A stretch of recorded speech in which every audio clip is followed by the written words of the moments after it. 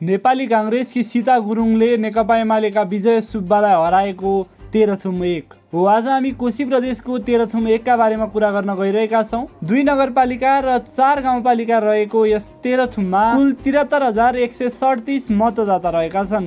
यसपटक नेपाली काङ्ग्रेसले सन्तोष सुब्बालाई उठाएको छ भने नेकपा एमाले भानुभक्त ढकाललाई टिकट दिएको छ। नेपाली कम्युनिस्ट पार्टीबाट रणध्वज लिम्बू उठेका छन् भने रासोपाले सुरेन्द्र कार्कीलाई टिकट दिएको छ।